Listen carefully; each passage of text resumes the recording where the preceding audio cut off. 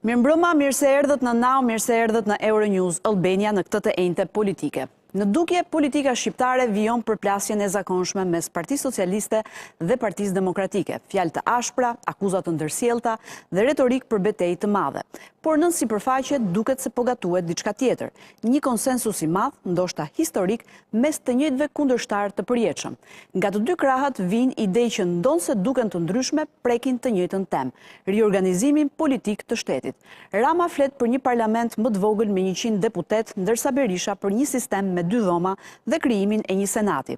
A është kjo një garë idesh për modernizimin e shtetit apo një marrëveshje e heshtur për rishpërndarjen e pushtetit?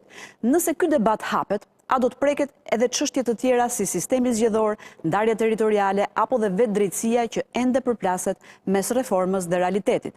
Ndërkohë, partitë e vogla shfaqen më të shqetësuara se kurrë, jo për idet, por për mbijetesën e tyre. Ka padyshim shumë për të diskutuar për ta dhe rreth tyre, sepse këto reforma të mëdha dhe konsensuale ndërmjet partive të mëdhaja kanë sjellë dëme për të vegjëlit. A janë këto zhvillime një kërcënim për to apo një shans për t'u ribërë pjesë e lojës? Do ta diskutojmë edhe këtë sonte në emisionin e kësaj mbrëmje. Dhe mbi këtë sfond politik, një tjetër çështje me ngarkesë të lartë, pritshmëritë për vendimin e gjykatës kushtetuese mbi Erion Velin, e cila ka njoftuar që ditën e nesërme do të ketë gjykim për shkarkimin ose jo të tij. Erion Veliaj duket se do të jetë vetë prezent në gjykim. Kjo është një çështje që mund të testojë jo vetëm balancat politike, por edhe vetë besueshmërinë e sistemit gjyqësor. Të mos harrojmë se në terren ka filluar gara ndërmjet kandidatëve për të zgjedhur pasardhësin e Veliajt, i cili ende nuk është shkarkuar, të paktën jo deri nesër. Çfarë po ndodh realisht? Një përplasje tjetër në horizont apo një marrëveshje e madhe që do të riformatojë gjithë sistemin politik shqiptar? Për këtë do të flasim sonte. Unë kam kënaqësinë t'ju prezantoj me panelin e të ftuarve. Në studio kam zotin Gjingjoni, deputet i Partisë Demokratike. Mirëmbrëma zotin Gjoni.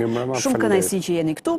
Erald Kapri, deputet Partia Mundësia. Mirëmbrëma zoti Kapri. Mirë se erdhët. Redi Muçi, deputet i Kuvendit Lëvizja Bashk. Mirëmbrëma Redi. Mirë se erdhe. Ylli Manjani, jurist. Mirëmbrëma Manjan. Mirë se erdhe. Dritan Hila, opinionist. Mirëmbrëma Hila. Mirë se u riktheve në Now pas disa ditësh pushimi. Mirë, ndjekim fillimisht materialin e parë, pra një përmbledhje të këtyre deklarimeve të Ramës, Berishës, edhe Tauland Balla për një konsensus të madh politik që po luhet. E ndjekim pak. Zbritja e numrit deputetëve të Kuvendit të Shqipërisë në të paktën 101 deputet, edhe më pak bujrum ta diskutojmë, do të kishte vetëm impakt pozitiv në më shumë se sa një aspekt. Unë jam dakord me këtë variant.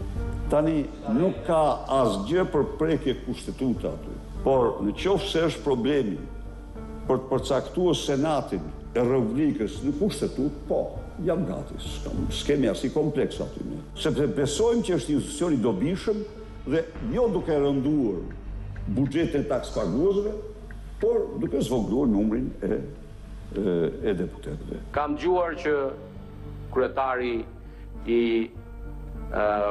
Partisë Demokratike ka komentuar lidhur edhe me propozimet tona sa i përket reformimit të kuvendit sa i përket numrit, madje ka dalë dhe me një propozim për të pasur një senat. Le të diskutohen të gjitha këto si pjesë e Komisionit të posaçëm të reformës zgjedhore. Komisioni për reformën zgjedhore ka një qëllim të vetëm: të vras partitë e reja, të vras alternativat në këtë vend, të vras demokracinë. Manjan, po e nis me ty. Çfarë janë këto deklarata? Çfarë po gatuajnë Rama dhe Berisha? Po zihen apo po bëjnë marrëveshje? Është lajmi më i mirë që kam dëgjuar deri më sot. Lajmi më i mirë që ke dëgjuar deri më sot? Pse? Absolutisht po. Kush është lajmi i mirë? Unë besoj që Republika Politike e Shqipërisë është e kalbur, ka kry punë, është e kalbur nga rrënjat e kokët. Po. Domethënë për një arsye për një tjetër, mund bëjmë analiza pafund, gjejmë fajtor pafund. Kjo Republikë Politike, pra flas shteti politik në Shqipëri. Organizimi i sotëm politik i Shqipërisë është i kalbur, është i mbaruar. Dhe kush do ta çkalbi, Rama dhe Berisha? Po, Rama dhe Berisha pa diskutim dy prej ndikuesve në kalbjen e këtij sistemi, patjetër. Pikërisht pra do ta çbëjnë tani? Ju kujtoj që janë autorët e një marrëveshje shumë të madhe 2008-s që ka bërë kthesën e madhe në organizimin politik të këtij vendi. Për fat keq askush nuk kërkon ndjes për gabimet e së shkuarës. Janë dy politikanët që bashkë edhe me dy tjerë që janë sot për arsye të njohura që kanë bërë reformën skandaloze në drejtësi, apo jo, që është ndërruar në një armë praktikisht shkatrimtare për shtetin dhe për drejtat e njerëzit në këtë vend. Dhe sigurisht që Republika Politike e gjithë organizimi shtetor ka rënë. Po ju marr vetëm një shembull. Sa për ta ilustruar përveç atyre që kam kaq vite që i them, edhe këtu ke ju, po edhe në vende të tjera, po si është më mirë, ku ka marrë vesh më shumë opinioni se si zgjedhë një gjyqtar i gjykatës së lartë? Mirë, mos na çon drejtësia. Me le të marrë argumente, sepse duhet ta bëj të thjeshtë. Kur zihej Bamir Topi me president, me kuvendin, apo sot që në tunelet e KED-s nuk merret vesh se sa pikat u bjerë aty ku janë. Mirë, se ti thua që me këto ndryshimet kushtetuese kë është bërë një shtet pikësh, apo në është bërë si server, pik, www, faqazes.com, e kupton? Dhe kjo quhet Republika Politike e Shqipërisë. Kjo nuk është shtet, kjo është faqezi, kjo është shtet pikash. Dakor? Dhe ky shtet duhet bjerë, sepse ky ka rënë. Ky prodhon çdo ditë, absolutisht çdo ditë, edhe me kontributin e këtyre dy burrave të politikës, patjetër që po, janë përgjegjës ata. Do të thonë ndjeski janë. Pa diskutim që po. Po pra, po tani kanë zënë mend të dy dhe do ta rregullojnë, mendon? Unë nuk besoj që këta do bëjnë mrekullim, por vendi ka nevojë për diçka të re. Dhe derisa kjo e reja që të bëhet e vjetër, do na kenë kaluar 20 vjet jetë ne edhe do kemi. Mund të na shpjegosh shkurtimisht çfarë është kjo e reja që do bëjnë të dy këta? Të njëjtat argumente se 2008-ën. Po pra, çfarë do bëjnë të dy këta të re që neve duhet entuziazmohemi sa të thjesht për ta kuptuar dhe publikun? Secili ka një idenë vet, sepse ne nuk i kemi termat e qarta se çfarë do bëjnë. Por në qoftë se këta dy burrat. Po një reformë zgjedhore, një reformë territoriale, pastaj për të diskutuar më shumë rajone apo pak rajone. Njëri propozon të ulet numri deputetëve, një tjetër Berisha thotë, "Okej, ulja numri deputetëve, po edhe një dhomë tjetër që është ajo e Senatit." Çfarë zgjidhë gjitha kjo? Është kjo. Është shpall një reformë parlamentare, pra në vendin ku merren vendimet politike. PS-ja do 100 mandate, PD-ja ka ardhur te ideja e Senatit, për mua të dy idetë janë shumë të mira. Qëndrojnë, konkurrojnë dhe mund janë shumë të zhvillueshme dhe ka nevojë të ndodhë diçka. Mund t'i elaborojmë më vonë se çfarë janë këto të dyja. Një parlament me 2 dhoma, ku dhoma ulet ka 80 mandate dhe Senati me 20 mandate, Shqipëria kaq popullsi ka, nuk ka. Kush do na bëhet senator i përjetshëm neve ose senator po themi i përjetshëm? Nuk thanë përjetshëm. Po kush janë senatorët? Ka shpik italianët është. Atë historia Italia vjen nga Cezari, ka histori tjera kjo. Po flasim për historinë e Shqipërisë. Po është një vend me 60 milion banor ama, domethënë. Por ama në qoftë se hym te Senati është temë tjetër, po them pra një gjë është e artikuluar nga dy krahat. Tjetër, kemi një komision të reformës zgjedhore në proces. Pra kemi edhe një aspekt, një komponent të këtij aspekti në proces. Kemi gjithashtu një reformë, gjithashtu që edhe PD-ja po artikulon, që ka lidhje me të reformën territoriale administrative. Pra ajo ku bën 3 komponent, ku nuk ndryshon pak Republika në qoftë se sikur vetëm te këto 3 ndalemi. Unë jam edhe për reformë të re në drejtësi. Okej. Mund të ndodhi kjo? Do ndodhi se s'bën në qoftë se reformohet parlamenti, do duhet kemi një sistem tjetër. Kjo është qëllimi. Po në qoftë se është qëllimi është mirë. Ja pa të garanton imunitet përjetshëm, mos përfundojnë si këta të tjerë në burg. Kjo fshihet pas imuniteti përjetshëm për veten e tyre. Kjo është një nga tani. Pra të dy janë ky është spekulim politik. Të shqetësuar nga kjo drejtësia e re. Po pse këto nuk janë spekulime politike më janë? Po ky është spekulim politik. Hajde me mua të shkojmë në gjyq të Spaku, i ditë ta shohësh se si duhet prifti kaptar atje. Jo, po para Spaku nuk do të ishte dënuar njeriu më janë tani. Para Spaku mund të ketë probleme. Po Spaku ka dënuar një 60 zyrtar të lartë. Ka dënuar një 60 zyrtar të korruptuar të lartë. Ka dënuar Aniçela sa shkput. Po leri tani këto, nuk të funksionojnë. Si nuk? Po çfarë tani? Më thua një zyrtar të lartë që u dënua para Spakut në Shqipëri në 30 vjet. Ky ka qenë problemi kryesor. Nuk ndeshkoshë njeriu, çfarë do që bënte këto? Tani se mund të kenë një problem Spaku kjo dihet, po s'mund t'ja marrësh punën. Se ka bërë Anitja, ka bërë tjetër. Domethënë duhet të them. Ja doja ju jap ju fjalën, dëgjoni. Po ju them, shteti dhe Republika që ne e quajmë si formë të këtij shteti është i kalbur. Njerëz që edhe do na rregulloj Senati. Nuk thash do rregulloj Senati, është një nga instrumentet. Ky shtet duhet përmbysur dhe duhet ndërtuar diçka tjetër. Unë personalisht e kam të bindur. Po duke e ndërtuar po të njëjtën. Unë nuk e di për një kushtetut të re, për një vend të re, për një themel të ri. Erald, dakord, para se shkoj te Gjon. Që këtu ka një pakt tani të hapur, po të fshet, midis PD-s dhe PS-s, kjo është e qartë, se nuk ka logjik që disa ditë mbasi ty të deli raporti më i mirë që ka bërë ndonjëherë OSBE-u deri në Shqipëri. Për opozitën, po, për opozitën, ku thot që gara është e pabarabartë, jo të lutem, më lër tani ta mbaroj, po kërkoj një minutë ta mbaroj tani. OSBE-u diri të tha që zgjedhjet në Shqipëri janë të pabarabarta. Jo, të ka thënë në 2009 që nuk përmbushin asnjë standard ndërkombëtar. Nuk ka thënë kështu, ka thënë ka votuar se dorës dytë është tjetër gjë. Të ka thënë, po tani bëhet fjalë për 15 vjet më vonë, të lutem shumë tani. Një sekondë. Pra, mbasi OSBE-u diri të këtë avantazh moral dhe politik, ku institucioni më i rëndësishëm ndërkombëtar të thotë që zgjedhjet i ketë të pabarabarta, madje të fakton blerjen e votës, përdorimin e pushtetit. Ajo i rëndësishëm hajnë që këpysh, ata jo që janë gjanë, mbasi të del ky raport, ti shkon dhe bashkon votën me Ramën në parlament. Po më këtë bashkuar.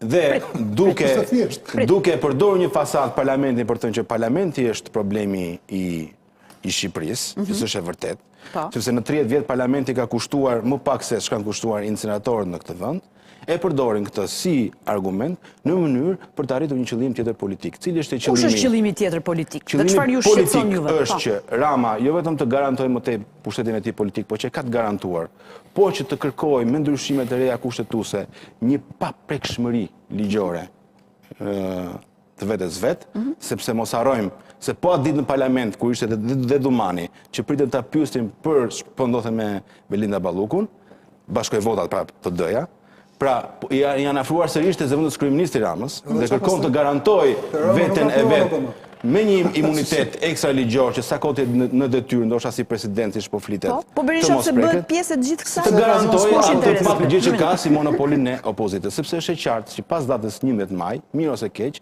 gjithë paneli që është përballë ka thënë që partitë e reja nuk marrin asnjë mandat. Pavarësisht se u morën vetëm 4 mandate, po ishin votat e 10% të shqiptarëve dhe nuk shë ndodhur kurrë. Pra ishte një sinjal shumë i rëndësishëm që shqiptarët e dhanë datën 11 dhe secili imagjinon se çfarë do ndodhi në zgjedhjet e ardhshme. Dhe secili këtu ka diçka që e ndjen veten për të humbur dhe kërkon të fitojë tani. Njëri kërkon që çfarë ka bërë këto 12 vite në pushtet. Legjitim është të burr. Të marrë imunitet dhe garanci ligjore, duke qenë president ndoshta me fuqi ekzekutive. Tjetri Rama president me fuqi ekzekutive? Po s'ka rëndësi, mund të jetë çfarë doj, nuk ka rëndësi. Dhe ne nuk e dim se çka kanë bërë tan pazar në Robës. Të na bëhet Rama si Erdogan. Tjetri kërkon e shikon që duke ndenjur gjatë në opozit, nuk mund ta vazhdojë më gjatë këtë gjë, po dalin alternativa të tjera që kërcënojnë atë që ka sot. Pra Berisha dhe çfarë të bëjnë? T'ia bëjnë sa më të pamundur të bëjnë një mur tjetër, siç e bën në 2008, të bëjnë një të re tjetër për të mos lejuar më asnjë forcë tjetër ose alternativë, jo vetëm ty në parlament, por të kërcënojë opozitën aty që ka. Ju a mendoni që vendi ka nevojë për një reformë zgjedhore, një reformë territoriale, për këto reforma pra? Po sa po ta thash, ti ke busull raportin OSBE-s. Të thotë që raporti OSBE-s duhet ndryshime kushtetuese? Jo. Fare. Pse do ndryshoj kushtetuesin? Sa herë ka ndryrë këtë kushtetues, sidomos nga viti 2008 është shkatruar.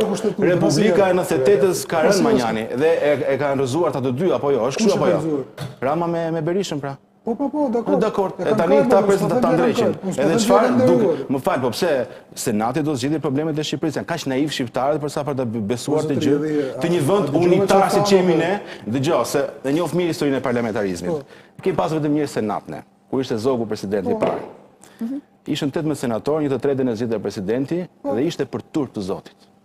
Që bashkëtore senati ka qenë i Shqipërisë. Dhe të njëjtën gjë kërkon ta bëjnë tani sepse duan të garantojnë me mandat senatori që mund të jetë i gjatë, sigurisht do keshte një paprekshmëri të re nga kushtetuta, sepse kjo është.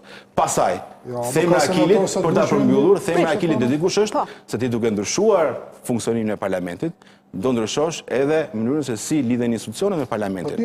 Dhe do thotë që do preket institucionet në drejtësi, atë që deri më sot ata kanë kërcënim, siç është Spaku, se flitet edhe që pas 2028-s Spaku të shkrihet, në mënyrë që ta marrin në kontroll të plot dhe të rikthehen aty ku ishin. Dhe të mos synohen më, sepse deri tani pra kjo është frika e madhe që i ka bërë bashkë. Frika e madhe që i ka bërë bashkë. Po patjetër është. Nga një anë, njëri ka frikë kërcënimin e votës shqiptarëve, tjetri ka frikë se po cënohet nga drejtësia, sepse të Zoti Gjoni, një minutë dy jep. zëvendësve janë futur njëri në Arati, njëri tjetra po shkon drejt Burgut, dhe kush ngelet tani? Rama ngelet se nuk... Okej, Zoti Gjoni, çfarë po kurdisni me... Drejtësia të fusi Rama në Burg është naive me thonë drejtën. Manjan, kështu thoje edhe për Erion Veliaj, kështu thoje edhe për Arben Ahmetaj, kështu thoje edhe për tjerë, thoje që nuk do shkoj kaq larg Spaku. Mua mos mi ve gjërat e pa thënë. Kam bazë publik në këtë studio, erën e dëshmitarë, që Erion Veliaj do hyjë në Burg. Dakord. Tani çfarë garancie ke ti që nuk preket Rama? Çfarë garancie ke që s'preket Rama? E kam 100 sy të bërë. Nuk e di. Disa zjarrin Po dividor. fal, nga të vjen ty kjo siguri që Ramas nuk i ndodh gjë nga drejtësia? Sepse kam një personazh që do të heqësh vëmendjen për etikën, po e tregova. Kështu që gjej fjalë të tjera, nuk i gjen dot. Turin fakteve. Turin fakteve. Fakte, turin fakteve. Drejtësi, një politikani që dele thot nga mëngjes që drejtësinë e kam reformuar unë. Dakor? Ai nuk e ka reformuar për të futur në Burg, po s'është budall. Ai mund të ketë probleme. Ndoshta këtë e bën për shumë arsye, manja. Ndoshta se ka reformuar vetë ai, po. Është një. Për të marrë meritat, për të... Edhe herë, kryeministri, njeriu që është kryeminist në detyrë sot, me këtë SPAK që është dhe me këtë sistem, nuk i hyn gjëm në këmbë. Prandaj ka arrestuar 60 zyrtarë të lartë Ramës. Se i ka dash trape me Manjan, etikën, lutem. Manjan, se i ka dashur qefi, mund të thuash. Ka fjalë të tjera. Kjo është fjalë Zoti Gjoni. Kjo është analizë politike reale, pastaj ne më bëu skemë. Një sekond, Manjan. Zoti Gjoni, çfarë po kurdisni me Edi Ramën? Tani, në radhë parë që janë hedhë disa propozime dhe propozime të cilat qëndrojnë edhe nga ana e Partisë Socialiste në Asamblenë Parlamentare, zoti Rama ka shpreh vullnetin për të pasur një parlament më të vogël dhe normale është. Në një shtet si Shqipëria, ku popullsia çdo ditë po zvogëlohet, kurret në maksimum, padyshim që kostot për mbajtjen e deputetëve janë të larta. Po duke ushtuar Senati rriten kostot ama. Tani, problemi është që si kundërtesë, Partia Demokratike dhe zoti Berisha kanë dhënë pse jo të ketë edhe një model i cili do propozohet nga ana e Partisë Demokratike. Dakor, po këtu ka dy probleme. Një që e prekur zoti Kapri. Pra çfarë morali ka PD-ja? Pra menjëherë pasi del raporti OSBE-u dirit, ju shkoni uleni menjëherë me, se tani është Rama diktator apo jo? A jemi në regjim apo jo? Tani raporti mos ka rëndësi tani da marrë vesh nesër. As kryeministri nuk arrestohet. Nuk arrestohet, mos është njerimi imunitet, më burr, duhet ta jetë deputet, duhet ta dish këtë gjë. Si arrestohet i deputet? E di më, po ka dhe shumë akuza.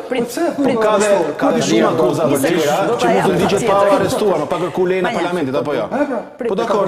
Po pse kjo nuk është fitore politike e rëndësishme e opozitës kjo? Që të ketë një akuzë zyrtare nesër? Ka disa fitore ka, që nga koha e Samir Tahirit. Po ja shtu votat Ramës ndërkohë vëlla. Qofse ti shton në votat e Ramës, e që fitore... Në qofse ti mendon se Spaku do zgjidhë gjithë punët e Shqipërisë, më vjen keq. Më vjen keq. Këtu më këtu studio ka ardhur njëri tha, duhet që Spaku të më rrisë vogël, ishte edhe profesor.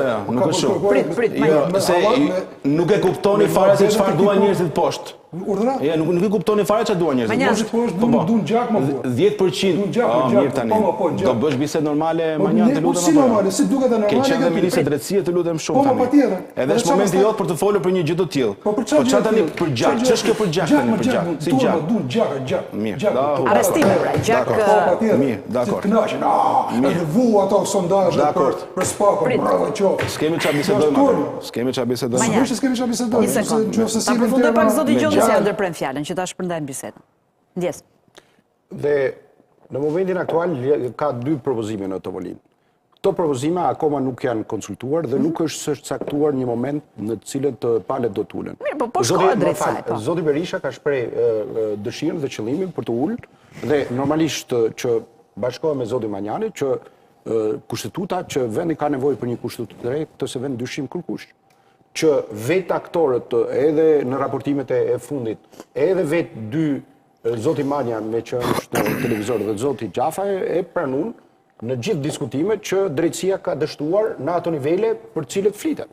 Tani, në rast se këtu përpara kemi reformën elektorale, është reforma territoriale, pse jo dhe reforma në drejtësi, po shkot drejt një pazulli i cili mund të ketë nevojë për të bërë një transformim rrënjësor edhe para futjes në Bashkimin Evropian. Dhe nuk ka si gjatë keqe, sepse ju e dini shumë mirë pas 2001-shit dhe krizës mersi shumë të madhe dhe vjedhjes zoti Berisha ul me zotin Fatosana dhe gjeti një zgjidhje e cila... Pra do ulet me Edi Ramën njësoj si dikur me Fatosanën, po thoni. E thoni. ka pranuar zoti Berisha, jam i gatshëm për të realizuar disa ndryshime të cilet janë jetësore në lidhje me mënyrën se si do të qeveriset në të ardhmen.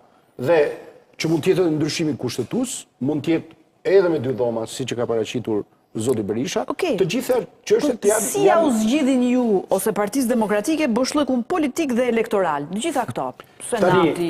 Problemi, më fal, ja ta sqaroj. Edhe për shërimin e publikut, se këtu na është bërë spaku sikur është Perëndiash, Mesia i shqiptarëve. Keni bërë ju në fakt? Më fal, Eran, tani gjumë, tani nëse ka mundësi, ose ta lejet ta shu. Tani, që ka vitin 1993, dhe deri kur ka qenë Partia Demokratike, janë dënuar zyrtar të lartë edhe në atë kohë. Ka pas gjyqtarë, janë fut 2 kryeministra në burg, janë fut procedu zëvendës kryeministri i Partisë Demokratike, ministra të tjerë e tjerë. Ja, më fal. Ke futë kryeministrin në burg? Ja, 2, jo 1. Tani janë fut. Gjini i futi, zoti Gjoni i futi. Po, ka qenë turnikus. Po të lutem se tjetri është. Po prapë krenoheni që keni fut nana në burg, do se kuptoj. Tani, problemi është shumë i thjeshtë. Tani mos të dalim me teorinë që nuk është fut kush në burg. Në demokraci janë fut. Jo, Gjan. Me ka firmos burgun tani ti thuj jo. E ka firmos burgun? Ti thuj jo. Po çfarë krenohet akoma me futjen në burg? Jo, të lutem. Ti nuk po them. Përmenda emra, nuk përmenda njerëz, nuk ashtu. Ne po themi që drejtësia ka operuar dhe ka operuar. Tani ka edhe një moment tjetër, të lutem. Mendoj të kundërt. Unë kam qenë gjykatës vet. Dhe kemi gjykuar 96-ën, 97-ën, 98-ën edhe në 2000-shin. Kur armët ishin sheshit, jo sot që spaku ka 8 bodyguard, një për orë, sikur pa ashtu. Dhe gjithë dosjet që janë qu sot nga spaku në gjykat janë 109 vendime për vitin 2024. Tani është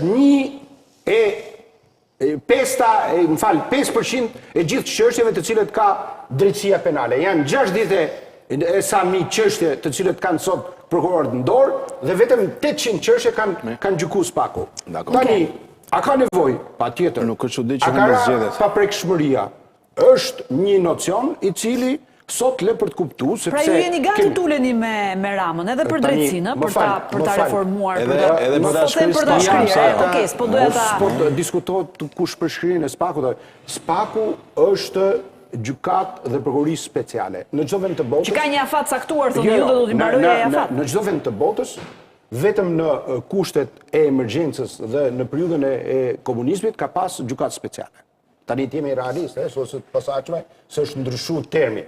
Dhe shkaku për cilën u krijuar spaku, duhet ta pranojmë të gjithë, janë 3 elementë kryesorë dhe subjekte. Korrupsioni në nivele të larta qeveritare, krimi organizuar dhe krimi zgjedhor. Më thoni juve, përveç disa figurave të opozitës të cilët janë, sepse në rast se spaku... A thoni ju që spaku e ka kapur Edi Rama? Në rast se spaku nuk shkon të kryeministri Edi Rama, spaku e gjithë ekzistencën, sepse të gjithë personat... Se pa tjetër duhet shkoj të kryeministri Edi Rama? Ka shkuar mjaftueshëm, po shkon gati dhe të numri 2 i kryeministrit Rama. Njeriu i cili është i lidhur me çdo vendimmarrje, me çdo aferë, me inceneratorët, me tunelet, me rrugët, me gjithçka tjetër, është Edi Rama. Kjo dihet, pa urdhrin e tij harronje, ai propozoi edhe në samitin që ishte jashtë, që dhe deputetët do i kemi 83 diella. Tani më fal. I ka kthyer në Diella është atë tha dhe do lindi 83 Diella është provë e kalbes sistemit politik. Diella? Po, absolutisht provë. Muçi. E gjallë. Domethënë që s'besojmë më tek njerëzit, e kupton? Hajde të vëmë kukull atje. Një gjë, as kukull jo, është një gjë kështu.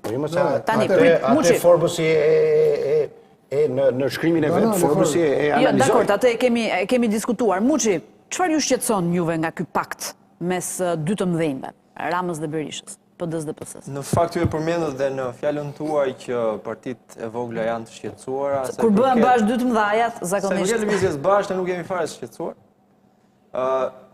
Vullneti i tyre ose qëllimi i tyre është fare i qartë. Duan të zvoglojnë numrin e deputetëve që ta vështirësojnë për partitë e vogla, në thonjza për tu përfaqësuar në Kuvendin. Sepse do ju duheshin më shumë vota për të marrë mandatin e deputetëve. Ama për shkak edhe të spakut, edhe të një lloj maturimi të shoqërisë shqiptare, baza e dy partive, le të themi të vjetra politike, ka filluar të gryhet dhe populli po zgjedh që të përfaqësohet në kuvend me figura të reja. Kjo është ajo që i shqetëson dy partitë e mëdha, ndërsa kjo nuk na shqetëson fare neve, si lëvizje bashkë, sepse nuk jemi më në vitin 2008. E njëjta manovër u bën në vitin 2008, kur u hytën në grevur. Ne s'kemi për të hyrë në grevuri, sa për djeni. Sepse ne jemi të Siç bëri Ilir bindur, Meta në 2008. ne jemi të bindur që në zgjedhjet e ardhshme do përfaqësohemi më mirë në kuvendin e Shqipërisë, sido që ta manipulojmë këtë sistemin me 2 me 10 doma, sido që ta bëjmë, ne jemi të bindur do përfaqësohemi më mirë, sepse ne besojmë tek rruga që kemi ndjekur, besojmë te populli shqiptar, besojmë te momenti historik që po kalojmë, të cilin 2 personat që keni aty mbrapa përpiqen ta manipulojnë, ta makinizojnë në favorin e tyre në gjitha mënyrat e mundshme. Po nga ky moment është e qartë se çfarë duan të bëjnë. Jam dakord edhe me atë që tha Erajt pak më parë se përket pozitës së tyre në raport me SPAK-un, frika e tyre ndaj SPAK-ut. Ju kujtoj vetëm figurën më, si thua, kontradiktore dhe drejthije të politikës italiane, senatorin e përjetshëm Giulio Andreotti, i cili me gjithë lidhjet e tij me mafian, me çfarë s'kishte bëri për shirë në ani di pjombëm të tash, nuk bëri asnjë ditë burg me kjo. Këtë imazh Kjo do ndodhi dhe jo, këtë imazh kanë në kokë dhe këta 2 zotërinj, unë s'besoj se do ndodhi kjo. Jo, unë besoj se një ditë ata do vihen përpara drejtësisë. Megjithatë, në tentativën e tyre të fundit për të mbijetuar në skenën politike, mendoj se janë duke bërë një pakt, thjesht dhe vetëm për t'i vështirësuar hyrjen në kuvend Partia Drejtësisë. Më thoni se çfarë zgjidh kjo gjë. Pra zvogëlimi i numrit detyrat, kë problem madhor që kanë shqiptarët zgjidh. Këtë po mundon të kuptoj. E shkatron. Çdo thotë përfaqësim. Cili është? Ku është? Doro. Kur është bëjë 140 deputet, ka qenë prezent Shqipëria me 3 milion banor. Sot është me 1 milion e 900.000 ka 2 milion. Dakor? Ka rënë po votën e diasporës që e çon mundsi. Po, diasporë. Ata heqin fare. Kjo është problemi i madh. 10% e votave kanë vetëm 4 mandate. Ja, ata japin fjalë. Shqipëria nuk zgjedh 20 gradë burrat të përfaqësojnë siç duhet. Ky është mendim totalitar. Mendim totalitar. Po ishte në atë nishi parlamenti me 250, totalitar komplet. Po një periudhë kohore të shkurtër. Ai ishte me 250. Ka të deputet, gjobvendësit e partive të vogla janë më demokratik. Pse janë gjobvendës partitë të vogla? Nuk e bën skenën politike. Shpjegoj. Ku e ke parë gjobën? Juve jo se s'keni çfarë më vuj gjob, se s'keni kujtim. Po kë e ke? Po deri më sot. E ke thënë ndaj nesh. E ke thënë ndaj nesh. Po shka qenë, nëse je që ke qenë ti pjesë më gjithë, shka qenë gjobvendës. Unë të faktoja. Se ka bërë provën, faktoj çfarë bëni ju? Ai më interesia si më fal, po çfarë del atë flet në publikisht? Po duhet flas se më do qefi mua. Tani Manjan, lutem, qetësou pak. Çfarë problemi ka? Jo, ne kemi interesin publik. Cili interesin publik ti? Po, kemi interesin publik, nuk kemi interesin tënd personal. Tani Manjan, të lutem qetësou, se i quan gjobvendëse partitë e vogla, ku do dalësh? Për kë e ke? Ka qenë LSI-a ku ishte ti pjesë gjobvendëse. Po them, LSI-a gjobvendës është. S'po them gjë, unë më kam shahur. Unë po marr tezë politike këtu. Dhe neve këtij publikut. Po e bëj këtë gjë, se s'kam interes, se m'plas trapi fare. O, Manjan, të lutem, ti kënd tani se sot e lëshove fare. Po do ta lëshoj pa sepse e kupton, mos më ndërhyjni mua. Mos u nxef. Mos më ndërhyj. Qetësou, po. Kaç, më le të marrë tezën ose pastaj ku diun, përfundoje. Kjo është historia. Unë që ndrej kësaj teze, domethënë në Republikën e Shqipërisë ka ikë shqiptarët ato. Duke ikë shqiptarët, sigurisht nuk justifikohet as numri i bashkive, as numri i parlamentarëve. Është kriter përfaqësimi i njerëzve në territor. Po çfarë zgjidh kjo? Çfarë zgjidh kjo? Çfarë zgjidh? Tash unë kam tjetër mund çfarë zgjidh. Unë thash kam bindjen e thellë, në analizën time, kam bindjen e thellë që ky sistem organizativ politik është i kalbur. Dhe pjesë e kalbjes është parlamenti, fillohet nga parlamenti. Patjetër që po. Duke unë numrin, ja ta them tash çfarë zgjidh. Rris, jo domosdoshmërisht, sepse nuk ka garanci me politikën shqiptare, por rris teorikisht cilësinë e përfaqësimit. Siç ndodhet 2008-ën, ëh? Sepse duke shtuar numrin, pullin e njerëzve që po thuaj me fakte më ku ka ndodhur kjo, ku ka ndodhur kjo. Ka çfarë Çfarë ndodhi në 2008? Çfarë ndodhi në 2008? Çfarë ndodhi në 2008? A u mbyll sistemi thanë do ta mbushim me intelektual parlamentin? Me çfarë u mbush parlamenti? Ka ardhur nga sistemi zgjedhor. Si s'po mbini ta mbaroj. Nëse kjo reformë parlamentare shoqërohet edhe me një sistem zgjedhor adekuat, patjetër që arrihet diçka. Dakor. Sigurisht që arrihet diçka. Një moment fundit se çfarë u bë për 35 vite, të garantojmë që mos prekemi. Manjana, një sekond. Një moment fundit se të marrë fjalë, zoti Hila se ka marrë fjalën ende. Po, ja, te Hila do shkojmë. Atëherë, unë Eksperiencë time fare të shkurtër në kuvend kam vënë re shumë servilizëm ndaj kryetarit dhe pak dinjitet. Kalbje, shpjesë e kalbjes. Dhe kjo kalbje do jetë e tillë si me 140, si me 120, ekziston edhe kjo mundësi. Patjetër që bëhet, ekziston edhe kjo mundësi. Po të provojmë diçka tjetër. Atëre, fakti është që nuk është numri ai që na është problemi i madh i cilësisë. Dhe as zvoglimi supozuar i numrit banorëve, sepse Evropi ke votën e diasporës tashmë. Problemi është që cilësia, ty po do ta dish, cilësia në argument rritet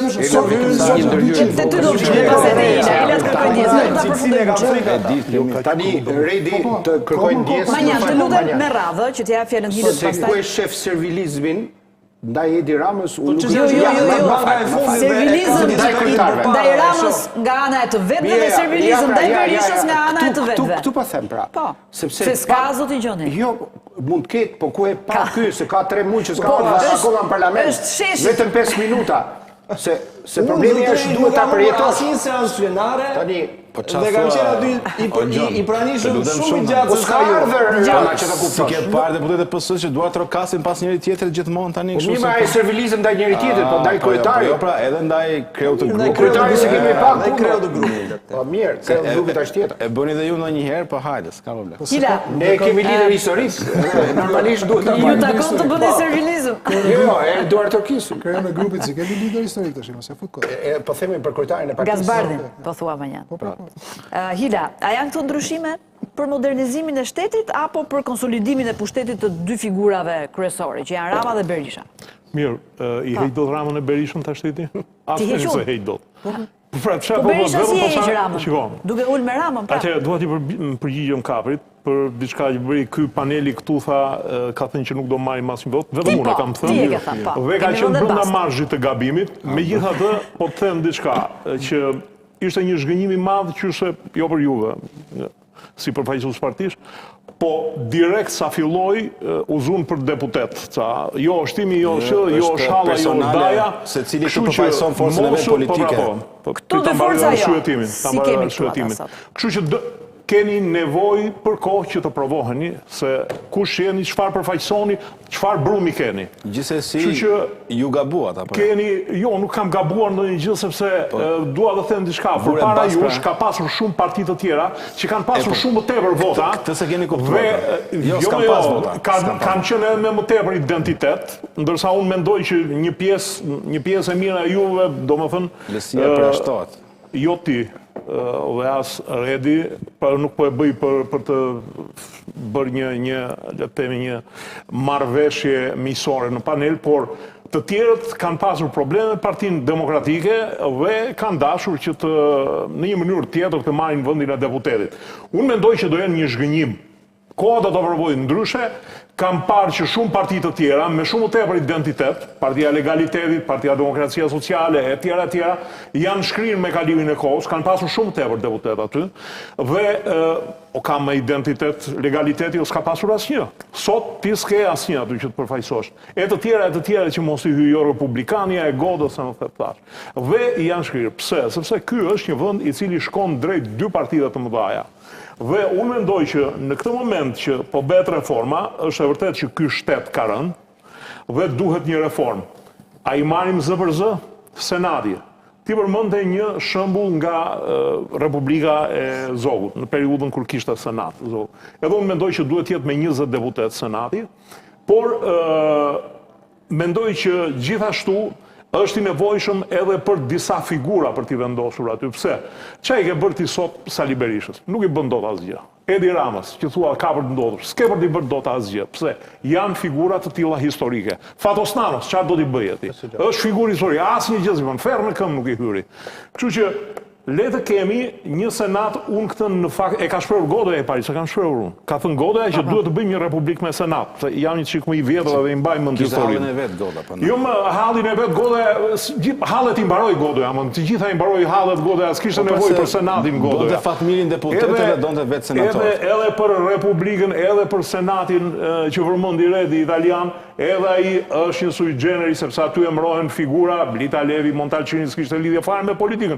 Megjithatë kur ka qenë një votim, ajo vota e Rita Levi Montalcinit e prishi gjithë punën që kishin bërë partitë e tjera dhe që ishte një reforme domosdoshme për të bërë. Pra, Senati ka të mirat dhe të këqijat e veta. Unë mendoj që në Shqipëri, dhe kam qenë më përpara e këtij mendimit, është nevoja për një Senat, ku të parkohen figurat e vjetra politike, figurat e të cilat... Po, patjetër, ty do të Këto janë, e disa mund të hanë argumente edhe të bëhet Senati, të shkrihet Senati, e të flasim pra për Senatit. Unë mendoj që duhet bërë Senati. Reforma zgjedhore, patjetër që duhet bërë një reformë zgjedhore. Po edhe kjo të shti, Izraeli, me 10 milion banor kanë 120 deputet, neve 120, po s'ka ku të... Nuk ka sens kjo, ky lloj përfaqësimi nuk ka sens. Dhe natyrisht që duhet bërë një zvoglim i numrit. Të bind ty Ila fakti që gjitha kjo bëhet për mirë qeverisje apo për interesa elektorale apo edhe më të ngushta? Interesat elektorale janë interesat e popullatës që i voton. Deri në momentin që i voton kjo popullat, ata e dinë se ku është interesi tyre. Prandaj po them që mua më pëlqen agresiviteti i partive të reja, duan të zënë vend. Ka pasur njëf botat të tilla raste, po në përgjithësi nuk mbajnë gjatë, janë partitë historike që mbajnë gjatë dhe duan revolucione të mëdha që t'i përmbysin këto parti. Pikërisht se ndoshta bëhen bashkë për ta mbajtur gjatë ato pushtetin dhe parti. Me këtë do ta bëj reformën në Rama.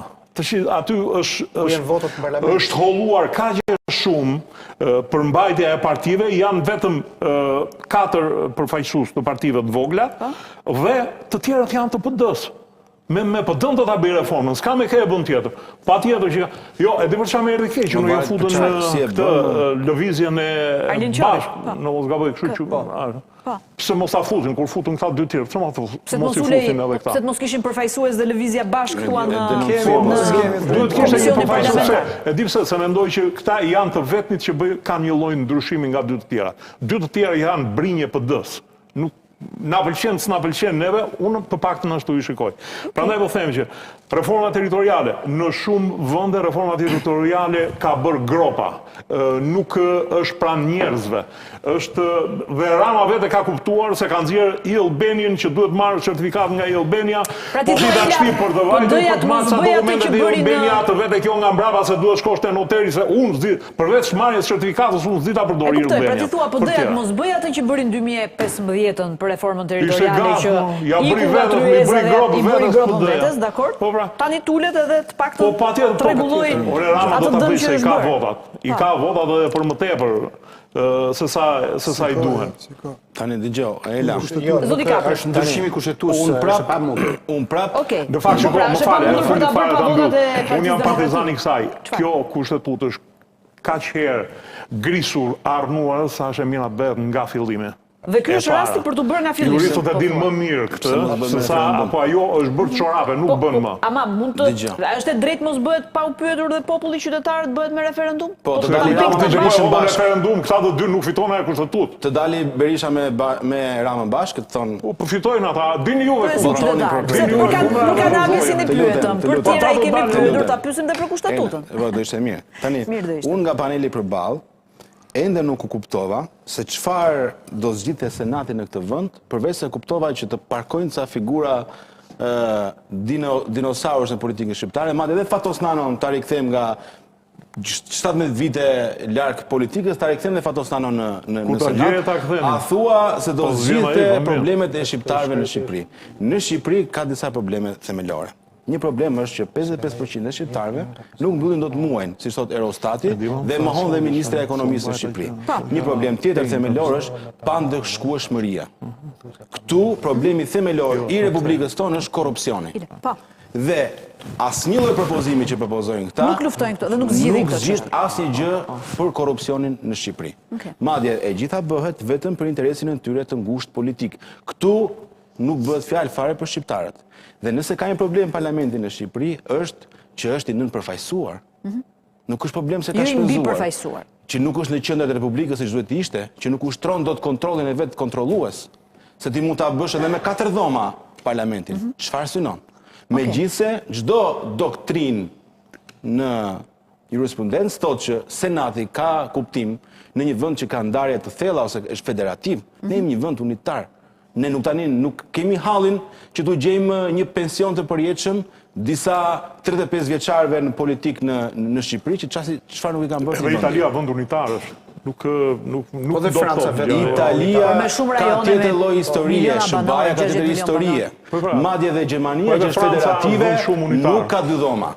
Tani mos eksperimentojmë kohë. Gjermania e cila duhet të kishte sipas logjikës tuaj, shiko, gjithçka është politike, gjithçka është se si i përshtatet politikës në atë moment caktuar korpusi ligjor.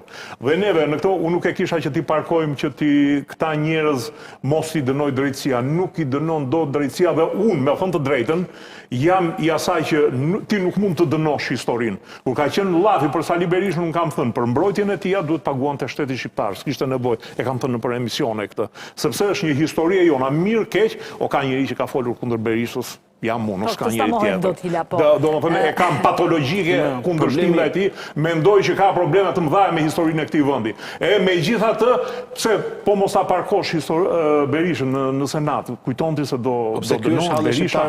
Po kjo është ajo që nuk e bën po jo, s'ka lidhje me atë. Ku përfshihen shqiptarët në këto ekuacione? Senati mund të në momentin që janë 20 veta, të cilët kanë një lloj le të themi distancimi nga jeta e tyre politike aktive, mund të bëjnë 5 gjëra më mirë, mund të jenë më të dashur. A mund ta bëjnë pak më konkrete ose Manjan, të lutem. Mund të ela një shembull, tani të lutem. Bëj një shembull se unë dua të bëj një shembull me Manjanin nëse mund të ndihmoj. Për Senatin, e cila shkatroi gjithë sistemin politik në Shqipëri dhe me çfarë argumenti u ndryshua 2008-a. Do e bëjmë listë të mbyllur sepse na mbyti parlamenti nga mediokrit e ta mbushim me intelektual. Okej. Mbas atij vitin 2009-s, ty me listën e gjithë neneve të kodit penal i kishet përfaqësuar në parlament. E kuptoni? Tani, me këtë logjik, Senati tani do na zgjidhë hallet e tjera të shqiptarëve. Ndërkohë që synimi është komplet politik, komplet politik për të garantuar papërshmërinë. Kjo është spekulim. Cili spekulim? Askush nuk tha këtu që Senati është zgjidhja magjike. Këto ndryshimet kushtetuese pra që është një gjë shumë e mirë, është lajm shumë i mirë. Po ndërton gjithë thënien politike këtu, publike, me një spekulim. Okej, mirë shpjegoj. Ne nuk thamë këtë që Senati është zgjidhja magjike e Shqipërisë. Zotëria ka propozuar, zotëria e opozitës ka propozuar Senatin, ideja është nuk refuzohet. Hiqe Senatin, reformën kushtetuese ulën në është një reformë parlamentare, thot tjetri. Po, reforma parlamentare është ose reduktim numri, ose tani, Manjan, a është e ndershme që forcat politike të merren me ndryshime kushtetuese, që dakord, le të merren dhe me ato, ndërkohë që vendi ka nevojë dhe ka probleme thelbësore si ekonomia, emigracioni, korrupsioni etj. Unë nuk besoj tek nderi. Pra, a na zgjidhin gjë këto ndryshimet kushtetuese apo? Me që pyete më, unë nuk besoj tek nderi. Tishin ulur bashkë për të zgjidhur në një hall tjetër më të madh për shqiptarët. Nuk e shoh problemin të ndershmëria. Unë e shoh problemin të bashkëpunimi dhe tek ndeshja e ideve. Kjo është ajo që duhet ketë në një hapësirë publike dhe politike. Që të vë dorën zjarrën të ndershmëria e X-it dhe Y-it, ka dashnore apo s'ka dashnore, vjedh apo s'vjedh. Po ta pjesën deri për arsye vjedh apo s'vjedh, ku diun, rren apo s'rren. Këtë është çështje individuale që gjikon secili ka fytyrën e tij apo të saj në satër, në publik dhe aty vendoset gjëja. Ne po diskutojmë për një gjë tjetër. Nga ndeshja e ideve politike krijohet diçka më. Patjetër që po. Dhe pjesë e kalbjes, që vazhdoj të insistoj, pjesë e kalbjes politike, është se këtu nuk ka ide politike më. Ka e vërtet është, po më nuk flasin deputetët. Nuk flasin. Deputetët dhe biznesmen bini që paguajnë, kanë lënë bizneset, kjo është shakaja më e madhe. Po flasin për nderin, do nder, po, biznesmeni që ka lënë biznesin për të bërë deputet, nuk e besoj vallaj. Me thonë drejtë nuk e besoj. Po si zgjidhet kjo, çfarë thua? Në rregull pra. Unë nuk pretendoj që ta zgjidh, unë them po, më mbush plot me biznesmen. Parlamenti se të paktën nuk do vjedhin. Edhe kjo është gjë e zgjidhur. Por ama. Se si vjedh biznesi më? Si vjedh biznesi? Po jo, mos vjedh fare. Nëse më shumë se sa politikanët? Po vjedh më shumë sepse biznesi ka një ide tjetër, ka një ide më shumë, ka entrepreneurship. Si thonë atë, s'ka i fjalë bukur. Nëse. Manjan, po s'bjem dakord, po okej, se s'po dua të ta zgjas debatin. Po çfarë tani? Po kjo është më bet kop. Ne po themi që sa bukur i fundin e thesë. Çat mirë ka Senati, një nga të mira që shohun. Minimalisht Shqipëria do votojë çik më shumë, çik më shpesh. Duke shtuar numrin e votimeve, një aspekt. Edhe njerëzit mësohen me vota, po do ulet dhe çmimi i votës. Manja, një sekond. Deri tani kemi një parlament. Një minutë. Ata s'kan thënë se do Do zgjidhen. ulet nëse s'dele sa. Dëgjoj, Manja, deri tani, ata s'kan të thënë se paktën do në këtë zgjidhen. legjislacion të ri, kemi një parlament ku opozitës nuk i jepet as fjala. Po të ngren pak zërin këta, Kalohet në votim. Kalohet në votim. Do e zgjidhin me senat. Kundërshto, absteno, kaloj. Dhe mbyllet parlamenti për 5 minuta. Tani e gjitha kjo si zgjidhet me senatin? Çfarë bën senati apo senator? Dhe mbi të gjitha, mund ma shpjegosh pak kush mund të jenë senator në senat? Ma shpjegon pak Berisha, Rama, Ziqineja, Keshvalliu, kush janë senator? Ta kuptojmë të krijojmë pak kush janë këta senatorët që i kemi ne këta mundje driturit, mundje thinjurit senatorët që bëhen senator, se ky termi senator është fjalë e madhe, më kupton? Po pra, janë të zgjedhur drejt për drejt nga populli. Po. Rasti Amerikë. Dhe jo nga lista shumë e madhe që Jo, po nga e dikte se s'e kanë thënë këtë gjë. Mund të zgjedhin edhe një model tjetër, po. Kanë drejtun ta thënë, unë nuk jam deputet, nuk ngret dorë. Po sigur ta bëjnë që senatorët të zgjidhen nga dhoma e ulët. Do ta gjykojmë, kur ta bëjnë do ta gjykojmë. Ta zgjedhin ata që të listës shumë emërore të zgjedhin. Por nuk e do të kuptoj gjykojmë. kush janë senatorët që kemi ne në parlament, pra kush mund të jenë këta se sa brigodën se kemi më, sa të thinjur të tjerë nuk i kemi më. Ka mbetur Berisha. Një herë ta rikthejmë në politikë. Do le fatosen në shkret se është ditë të veta më të vështira tani. Si nuk nga që s'po kemi emra, reference, prandaj shkoj tek Fatosnano Zotikapi. Gjithë historia është kjo, edhe herë. Unë po flas në gjuhën institucionale, çfarë fiton publiku në kjo? Do fitoj zgjedhje çik më shumë, çik më shpesh. Sepse kur mbaron mandati i dhomës së ulët, senati është në punë. Kur mbaron mandati i dhomës së ulët, senati do duhet zgjedhet. Pra do ketë zgjedhje çik më shpesh. E parë, e dyta, është një filtr institucional, ajo që i mungon sot Shqipërisë. E ka regjia një tabel, mund ta nxjerrë pak. Ajo që i mungon Shqipërisë është filtri, domethënë, si në ligjbërje, ashtu edhe por se ligjet kalojnë një herë tek dhoma e parlamentit dhe pastaj senati mund t'i refuzoj ose ti mund t'i shtojë në mos. Jo, tabela tjetër, është një tabel tjetër.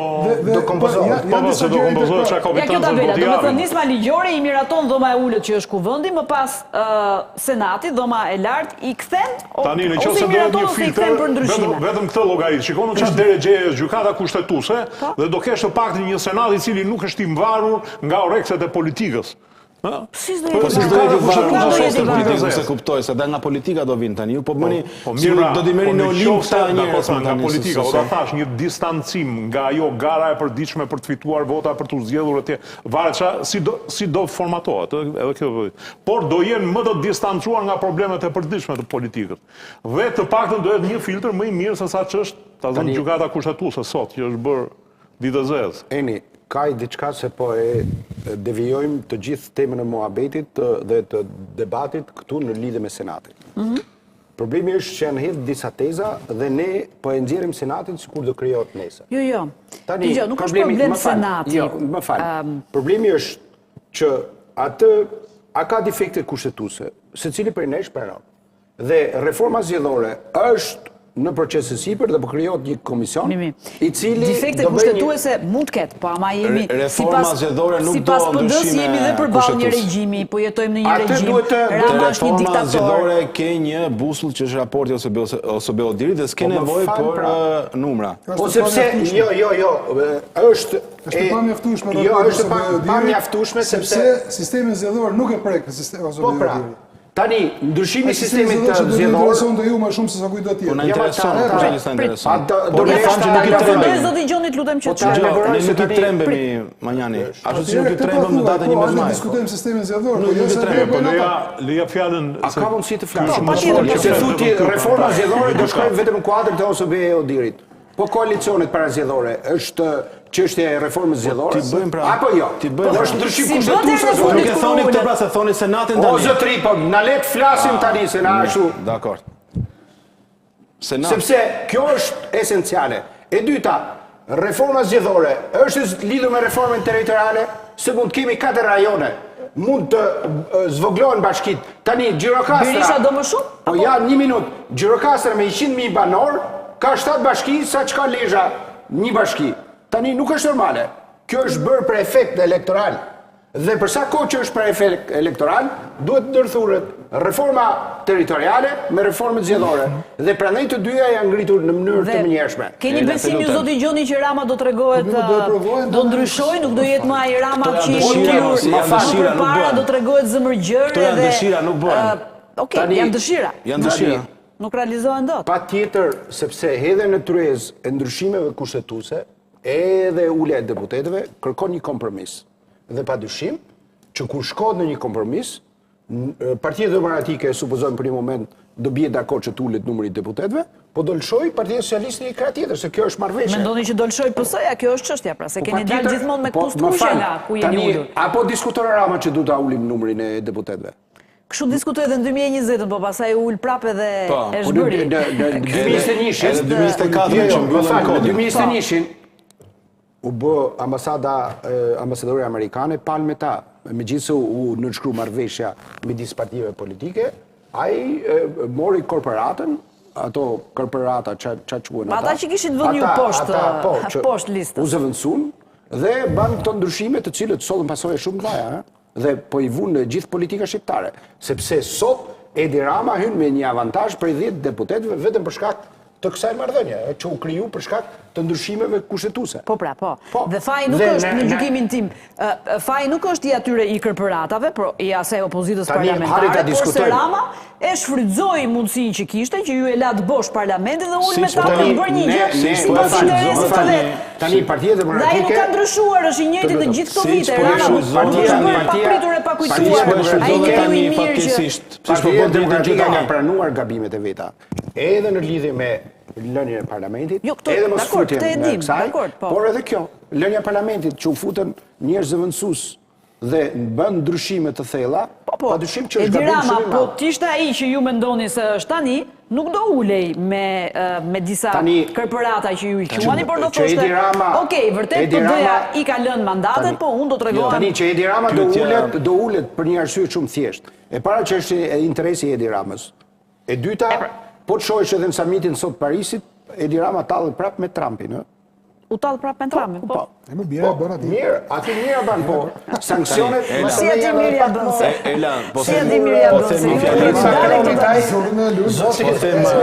Një sekund. Po them vetëm një fjali se s'ka folë. Tani, me votat që ka Rama sot parlament, 86 vota, Rama bën çdo reformë zgjedhore dhe territoriale pa pyetur njëri. I vetmi kushtëzim që ka opozita është ndryshimi kushtetues. Dhe të vetëm gjë që ka në dorë opozita, ja fal me të parën. Thot Senat, pa pikë lidhje fare. Po mi po të kërkoj Rama nesër mandat prezidencial 7 vjet. Aja jep, pa tjetër. I bjeq do ja japin, pra se ndoshta... Po është çështje konsensusi, është çështje marrëdhënie. Po të bini pra, nëse ju lëshoni ju diçka, juve mund ta bëni Janë përcaktime të cilët, më fal. Këto janë Pre... përcaktime kushtetuese. Nuk bëhet kështu, më jep të jap. Cili është Po sa po e the vetë pra që është ndryshime, por duhet ulet edhe specialistët që të Cili është kriteri? Është në interesin e të dyja palëve që të zvogëlohet numri i deputetëve. Është fare thjesht gjë. Po nuk është Redi, më fal vetëm një fakt. Sot, po të them, ti si deputeti i opozitës dhe unë, bashkë me Kaprin, a jeni të kënaqur me mënyrën se si operohet? Jo. Po jo, më kush e tha? A është deputeti në nivelin që duhet jetë? Jo. Sepse, më fal, për një arsye shumë thjesht. Ti materialin duhet të përgatisësh vetë. Të shkosh në zgjedhje duhet shkosh në zonën elektorale. Nuk ke staf ndihmës në mënyrë më absolute që të nxjerrë dhe të navigojë në lidhje me projekt ligje të ndryshme. Çdo projekt ligj duhet ta studiosh dhe ta përpunosh nga ana. Tani këta deputet kanë pas një staf sepse janë rritë rrogat që për mendimin tim s'duhet të ishin rritur, por nga krau tjetër kishte staf ndihmës në mënyrë që deputeti të ishte i aftë, të ishte produktiv. Shkon atje në parlament dhe kalohen nga 30-40 ligje në një periudhë kohore shumë të shkurtër, kjo nuk është normale në asnjë vend të botës. Po ja pra, zoti Gjoni, më fal. Sapo se juve nuk jeni në parlament, po sapo është po patjetër se zvogëlohet dhe këto fonde shkojnë në ndihmë. Po të arriste numrin e deputetëve dhe të rriste pragun elektorale, çfarë do thonit? Po është kosto po ti zotëri. Nëse këtë nuk e kuptoni po jo ma nuk është kosto deputetit tani, çështja është përfaqësimi. Në qoftë se çështje kostoje, hajde të përgjysmojmë rrogat tona. Ashtu siç dyfishuan para 2 vitesh. Po pse do më na çum komunistën prap? Hajde ti përgjysmojmë nëse është çështje kostosh. Jo, do më na çum komunistën. Problemet ne po themi që rrogat e deputetëve të jenë më afër rrogat e deputetëve të Parlamentit Evropian dhe vendeve të Bashkimit Evropian tani. Po kujt intereson? Më fal, po kujt intereson njerëzve rrogat tona tani, më fal. problemet që ka parlamenti shqiptar nuk janë ato që citoni ju. Problemet që ka parlamenti shqiptar, i cili është pasqyra e këtyre problemeve që do listoj unë tani, është kjo. Pra, e para punës është financimi i partive politike, që është totalisht në errësirë. Dhe që bën lidhjen me oligarkinë ekonomike, me krimin e organizuar, që prodhon atë fenomene e blerjes votës. Problemi tjetër është, le të themi, mungesa e demokracisë brenda partive. Mënyra se si hartojnë listat dhe pastaj ata që përfaqësojnë aty, kë përfaqësojnë realisht? A përfaqësojnë popullin shqiptar apo përfaqësojnë interesin e krimit organizuar, interesin e kryetarit partisë? Kë përfaqësojnë? Këto janë probleme reale të cilat ka parlamenti shqiptar dhe këto nuk zgjidhen thjesht duke zvogëluar numrin e deputetëve. Madje nëse flitet për një reformë zgjedhore, do duhet të shtrijë debat i gjerë publik se në fund të ditës sistemi zgjedhor përfaqëson strukturën sociale të shoqërisë apo jo.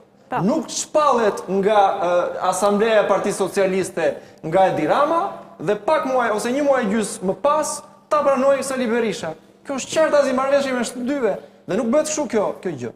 Si bën? Përderisa flasim për Senatin atë le të merrem me Senatin se çfarë është Senati. Senati amerikan për shembull, arsyeja pse u nda në dy dhoma kur u themelua, pra kur u hartua Kushtetuta e Amerikës, është sepse ishin 50 shtete, disa me popullsi më të madhe, disa me popullsi më të vogël. Ato me popullsi më të madhe dorin të përfaqësoheshin në bazë numrit të popullsisë, ato me popullsi më të vogël jo dalin sekonda. Dhe kështu u krijua Senati ku të gjitha shtetet kanë nga një përfaqësues, siç është pastaj edhe Kongresi që përfaqësohen në bazë numrit të popullsisë. Pra u zgjidhni problem aty. Nëse shkojmë pastaj te këtu nuk ka problem për zgjidhur, te Dhoma e Lordëve në Britani, ka një histori që në mesjet, do me thënë, që nuk zgjidhen, se si Dhoma e Lordë përfaqësonte edhe strukturën klasore të shoqërisë, pra aristokracia që aty dhe që House of Commons që përfaqësonte popullin e gjerë, dhe sot ka një rol honorific ajo Dhoma e Lordëve aty. Çfarë zgjidhje, çfarë problemi zgjidh Senati në këtë vendin tonë? Nëse zoti Ila thotë që aty do jenë këta pleqtë e mençëm dhe të moçëm të vendit. Atë po mundohesh atë kuptoj kush janë këta pleqtë. Të pashkputur, do të jenë të shkëputur totalisht nga interesat e politikës dhe teknikë. Ore, problemi kryesor që ka parlamenti sot është që nuk ka mendim të lirë, nuk ka qëndrim të lirë. Tash ka shumë servilizëm, ka ulje koke për mënyrën se si hartojnë listat dhe për gjithë problemet e tjera. Pse u dash pse u pretendojnë që ata janë aty senator, le që do vëmë këta që janë krerët e partive sot, përveç partive antisistem, gjithë të tjerë gaditurin para kryetarit partisë. Zotri, shiko, I bën zap shleni ata PD-s. Me qëse ju keni kritikuar Sali Berishën. Atëherë Sali Berisha dhe Edi Rama që i kanë bërë të keqen më të madhe këtë vendi sa herë kanë qenë në pushtet, ju pretendoni se ata tani do luajnë një rol të pavarur dhe në të mirë të vendit kur të bëhen senator. Po mirë, shiko. Gjithë çështja është si të zvoglojmë numrin e deputetëve. Zoti që unë nuk dua të bie në atë retorikën që bien që të gjithë që ky është e keqja e madhe, ky është si edhe këta që bëjnë të keqen e madhe e thonë ndonjë gjë të mirë nganjëherë. Nuk kanë bërë ndonjë gjë të mirë. Përndryshe nuk do ishim këtu ku jemi. Po pavarësisht kritikave që bëjmë nëpër panele. Por dua të them që çfarë? Ky moment në Shqipëri është një moment ambullie, që do një veprim. A e kanë këta më të mirin, kjo nuk i dihet. Për sa i përket çështjes së Senatit, unë thash një opsion kështu në këmbë, siç më erdhi, po ajo mbetet për të diskutuar. Unë mendoj që juve si parti të vogla nuk mund të kërkoni që të binin ndesh me partitë e mëdha se s'keni për t'ia dalë. Do t'ju thyen, s'do t'ju marrin parasysh. Është si të përplasë një drejt vote. Një minutë ka drejt vote në komision. Po kanë një drejt vote. Ata kanë vetëm është mund ta kërkosh. Ti e ke një zë aty. Ajo që juve mund të kërkoni është që të jetë një votë proporcionale në rang kombëtar, që vota juaj mos u mbasi. Ose kur të debat politik, e vërtet. Ose kur të bën rajonet të bëjnë 4 dhe juve të keni mundësi që mos ju mbasi vota në rajonet e mëdha. Se po shkuat kundra partive të mëdha është si një vark peshkatari shkon kundër një aeroplan mbajtëse. Tash kush do fundoset? Barka e peshkatarit do fundoset, nuk do fundoset aeroplan mbajtëse. S'kemi thënë këtë tani, të lutemsh. Se këto që thatë ju qëndrojnë. Dhe problemi është që në vend të merreshim me këto, që se si ta bëjmë votën më të barabartë, kemi përfaqësim më të drejtë për shqiptarët, merremi me teori që s'kan pikë vlere.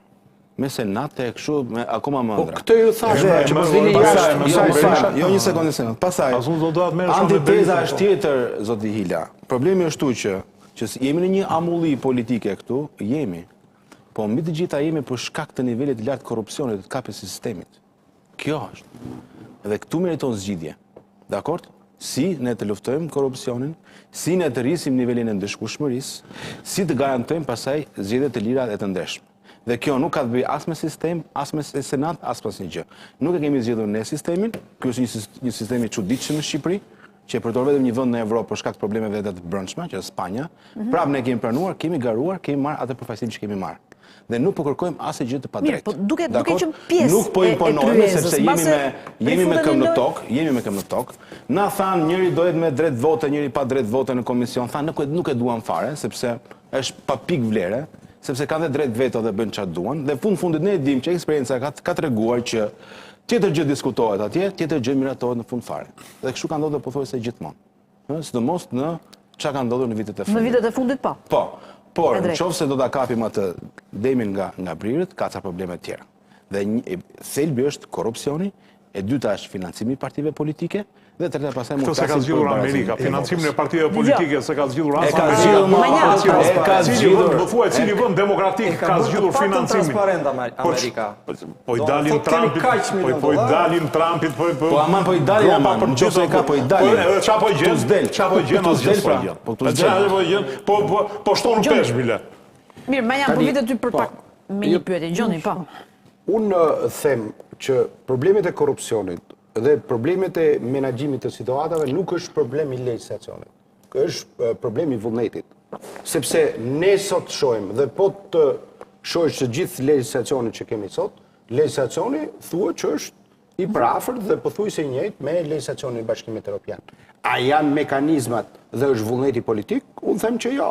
Dhe ne nuk duhet të shtrojmë pikpamjen e korrupsionit në këtë stat, sepse ne e dimë se cili është niveli i korrupsionit. Dhe po ti referohesh të sondazheve, po ti referohesh të raporteve ndërkombëtare, ne e dimë që niveli i korrupsionit është në ato nivele. Por a kanë arritur institucionet të cilët e kanë për detyrë të luftojnë korrupsionin? Përsëri ka një pikpyetje shumë të madhe. Ti thu që është shumë mirë sepse SPAKU e ka luftuar. Unë them që jo. Ylli mund të ketë një mendim tjetër. Këto janë qëndrime të ndryshme. Tani ashtu çmimi, po, vërtet. Tani, problemi është, nuk është vullneti politik në lidhje me mënyrën se si do operohet, edhe ndaj reformës zgjedhore, edhe ndaj reformës territoriale, edhe ndaj ndryshimeve kushtetuese, edhe luftës kundër korrupsionit, është mbi gjithçka. Dakor, ne kemi gati 1 orë këtu debat dhe unë prap nuk e kam kuptuar nga gjithë diskutimi juaj çfarë fitojmë gjithë ne nga këto ndryshimet që do bëjnë Rama dhe Berisha, nuk e kam të qartë, nuk vjen keq. Ne kam të qartë çfarë do fitohet në fund, pra, kurse kam qartuar publiku jo që s'ka kuptuar gjë fare. Se nga Senati, nga dhoma ulët, nga dhoma lart, nuk besoj që merr vesh ose kupton gjë njëri me detaje. Po se çfarë do zgjidhë si do na e bëjnë jetesën më të mirë. Edhe gjithë problemet e tjera që ka vendi, këtë prap nuk e kam kuptuar. Dhe ti Manjan që rrin gjithë ditën në televizor. Kush? Këto. Ky populli shqiptar që rrin në televizor. Ai ka zgjedhur dhe këta që do ulen bashkë nesër. Emigracionin, nuk ndryshon jetën. Ai na i ka zgjedhur dhe ata. Problemi është që shkon e voton si dele, ti e kupton nuk çfarë gjë. I njëjti pra, ai na i ka zgjedhur dhe këta. Po mos ja hedhin fajin popullit tani. Ka mundur të punoj këtu dhe detyrojnë të emigrojnë. Leo ta bëjnë fajtor? Dakor, ti e mban përgjegjësinë. Ti e mban përgjegjësinë. Po dakor, mirë, populli dhe bëre fajtor. Po tani si ish politikan, si njeri i angazhuar, si jurist e tjera. Ti shef diçka këtu kur dy liderët bëhen bashkë, pra Rama dhe Berisha. Mendon vërtet që po e bëjnë gjithën këtë për të mirën e vendit, për të bërë një gjë të mirë, apo kanë një interes vetjak këtu? Po çimentojnë pushtetin e tyre të përjetshëm apo s'di çfarë? Dhe rezultojnë në fiasko total. Lexo pak në rrogos çfarë fshihet. Edhe sikur të jetë fiasko e gjitha kjo gjë. Sigurisht nuk jam naiv, për të mos thënë budolla, që të kem besimin e madh që këtu do ndryshoj historia. Nuk kam ndryshuar historia. Unë prap shpresoj që edhe sikur të ndryshoj diçka, derisa të kalbet kjo e reja që do ndryshoj, paktën do kemi diçka të re. Është më mirë të provojmë diçka se sa të rrim kështu siç jemi. Po minimumi që tensionohet politika. A ju jeni për tensionim tani, po prit më ku do të kështu kaq. Edhe sikur vetëm kaq sa thotë gjini të ndodh. Kur do të kështu kaq televizionin, edhe sikur vetëm kaq sa thotë gjini të ndodh, që të ketë një mjedis normal politik, nuk po themi... Do me thënë, s'ka më revolucion, zoti Gjini. Se ne revolucion, ka pas më në revolucionit e revolucion qtensionimit tani. Revolucion Si të tani, o qtensionim o revolucion të dyja bashkë nuk rrin këto. Të bëjmë senatin edhe dalim o burra në rrugë. Revolucion nuk bëre Po shumë kush të del më revolucion, po unë me Edi Raf. Edhe sikur kjo detan, pa kjo qetësi politike, tjetë qoftë dhe e përkohshme, prapë është gjë e mirë, sepse njësoj është gjithë historia të ejtëve në emisionet televizive. Kush foli sot në parlament, që debati kështë pas parlament sot? Për një çantë Louis Vuitton, kokrat e burrave të shtetit. I ka qef Berisha. është ma mirë marrën në senatin, ma një gjoni mo. Po për ama partia socialiste, ndjes. Ajo partia me të cilën opozita do ullet për të bërë këto ndryshimet e mëdha, sapo i ka rrëzuar kërkesën Partisë Demokratike për komision hetimor për zgjedhjet, duke i thënë argumenti që kjo ka ardhur si mbështetet nga deklaratat e një eurodeputeti të Albana Voshit. Kjo ishte. Këta pra janë ata që do ulen bashkë. Kush qa fiton më shumë publiku të di këtë telenovelën e dembelave dhe burrave të politikës për çantën e Louis Vuitton të Ulsiut, apo diskutojmë një ide politike se çfarë do të ardhmja. Patjetër që unë mendoj që në një mjedis normal të shëndetshëm është kjo. Në një mjedis populist, ato që i duan gjatë, që presin, që rrinë me thikë, shu e këtën, ata s'duan këto, patjetër, ata duan këta, të knaqen edhe Louis Vuitton, si ja futi ky, si ja qiti ai, si e kishte Kaçorrelin Luli që dera spakut, si doli, ku do të Belinda, në këtë do shkoj, si flokët e bashkës krijuan hilaritet të madh. Po skandal, ka, o burra këty, o burra ne, e kupton? Dakord, e dim tek, të nuk janë interesante për këtë lloj mileti.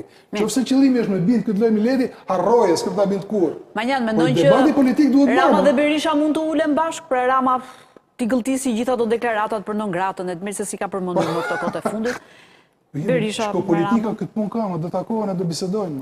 Po, në kohën që se Berisha, më falë, në kohën që se Berisha... Politika kështu është, po mi pra ta një ziu ditën, pajtohu natën. Nuk kanë asë një verik. Nuk takohen dhe ditën, ato s'ka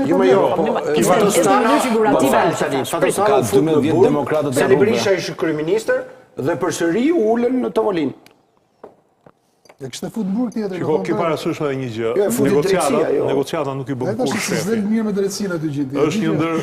Është një ndër gafat e mëdha të Trumpit i cili shkon si negociator. Negociata nuk i bën kur shefi. Negociatat i bëjnë numra 2 ose 3, shefat shkojnë për të firmosur. Madje edhe mund mos jenë aty përballë njëri tjetrit, po dhe sa për senatin, me qënë se ma latë senatin mua... E more vetë më shumë se sot a latë. Në qoftë se në senat, do jetë si kusht që mund të zgjidhet vetëm një person që ka të paktën 4 mandate si deputet, me njerë do bëjt diferencën nga se ishte njëra për para aty një gallat e madhe e parlamentit aty që po fliste. Të paktën ajo nuk do jetë në senat.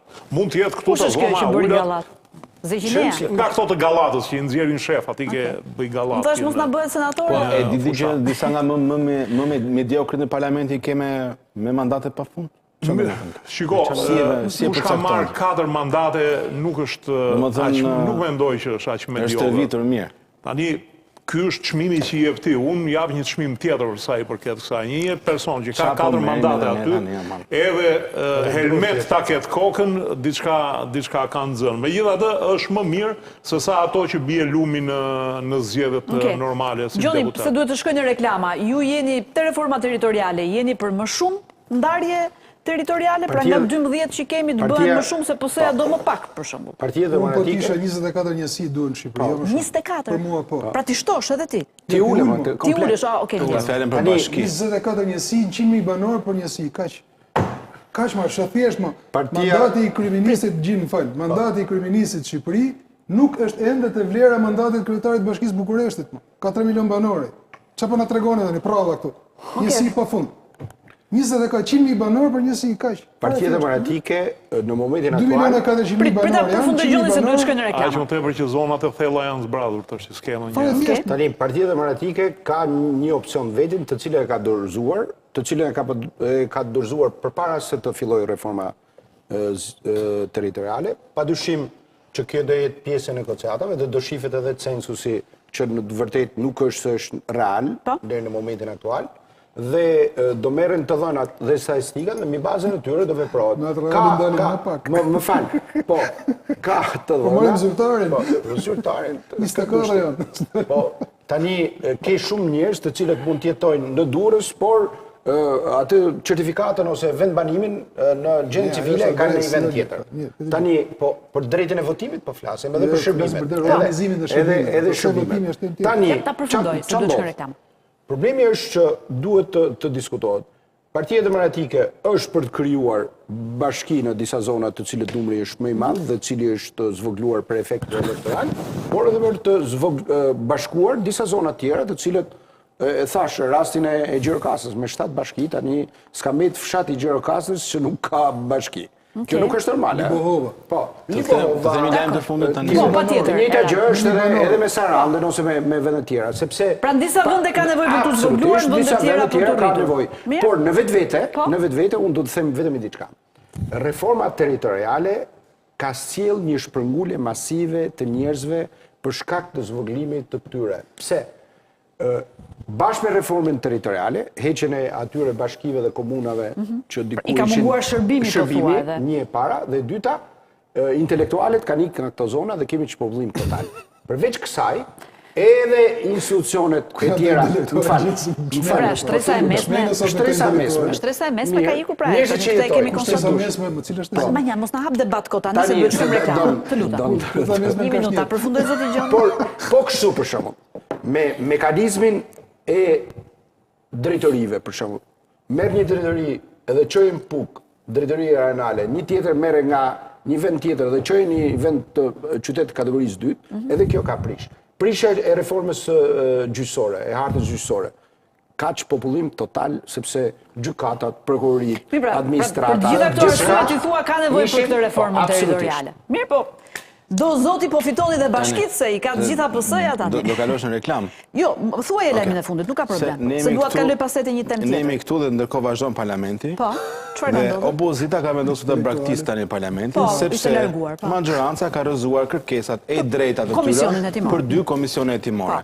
Tani e shikoni se ulesh me këto. Sa rënd jemi tani. Kur ai të shtyp. Sila Manjanit lutem. Kur Rama të shtyp në lloj forme, ku s'jep as drejt kushtetuese, pra të drejtën. Çfarë kuptimi ka tulesh me të? Për komision hetimor, ti jep ushqim atij dhe madje kërkon të shkosh edhe për te. Kjo është. Okej, me këtë po e mbyll. Shkojmë në reklama, në pjesën tjetër ndalemi pak edhe tek një zhvillim i rëndësishëm i ditës nesërme. Në fakt dita e nesërme ka disa zhvillime interesante, një ndër to është edhe mbledhja e gjykatës kushtetuese që do të vendosi për shkarkimin e Erion Veliajt si kryetar bashkie. Ai do të lëjë qelinë para burgimit për të shkuar në seancën gjyqësore dhe madje mbledhja do të jetë live, do të jetë një mbledhje që do të zgjasë disa orë, interesante, megjithatë ne diskutojmë pak se cilët janë skenarët, çfarë mund të ndodhi nesër në gjykatën kushtetuese dhe kush mund të jetë vendimi. Reklama.